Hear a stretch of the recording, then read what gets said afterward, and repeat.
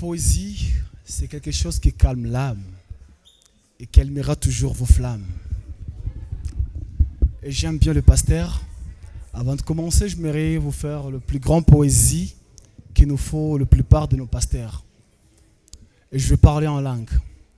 Raviri, ratantari, ramipatori, ribrirara, rakitari.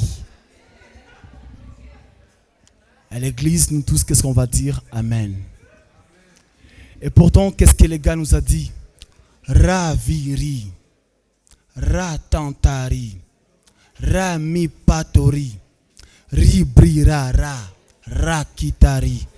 Et si je savais bien le Kinyarwanda, je pourrais vous expliquer. Mais j'ai quelques poèmes à vous dire. Le premier, c'est Tu m'écriras. Tristan et Iseult, La Belle et la Bête.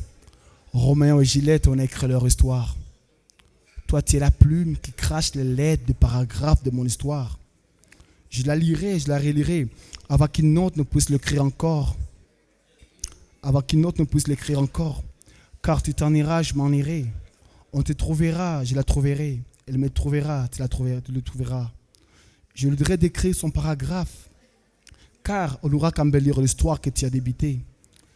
Je ne le souhaite pas, mais je doute fort si ça ira. Car le temps viendra que tout finira. Tu t'en iras, je m'en irai.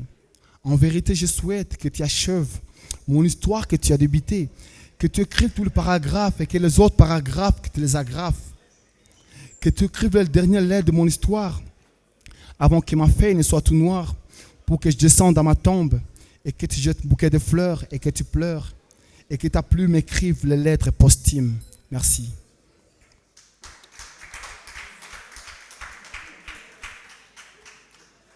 L'autre poème, j'avais écrit « Aimer sans dire je t'aime ». Aimer sans dire je t'aime. Aimer sans dire je t'aime doit être le slogan d'une âme ferme. Il aimera sans dire je t'aime. Il gâchera sans utiliser ces termes. On aimera jusqu'à terme. On aimera sans dire je t'aime. On s'efforcera pour être je t'aime. On le fera pour leur montrer qu'on les aime. Sans je t'aime, on maintiendra leurs âmes. Nos yeux reflèteront de flammes, que sans je t'aime sera notre arme. Elles donneront leur amour suprême quand elles deviendront nos femmes, car elles seront comprises qu'on les aime sans leur dire je t'aime. Merci. Et le dernier, c'est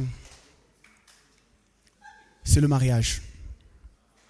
Heureux le mariage, où des personnes s'engagent à faire leur propre cage, à créer leurs jolis anges. Tout va de pair avec l'âge.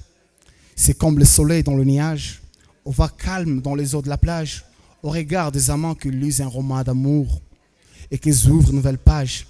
L'anniversaire de mariage devient un couple bourré d'âge. C'est comme la joie d'une petite fillette qui joue au ménage, d'un petit garçon qui joue au garage. Le mariage brille comme l'étoile qui accompagnait les trois mages. Le mariage universel suffrage. Heureux le mariage, car on apprend à s'envoler. On apprend à voler par ses propres ailes. Où on voit combien le monde est cruel, combien le même monde est beau. Où on est proche et seul, où les bonheurs et les malheurs se mêlent. Le mariage devient comme responsable de quelque chose de domicile, où on cherche à devenir trop amical, où la femme porte et ôte la voile. Le mariage, c'est la plus grande promesse où on ne promet rien, mais promettre tout de bien. C'est le combat du bonheur au guerre au malheur. Merci.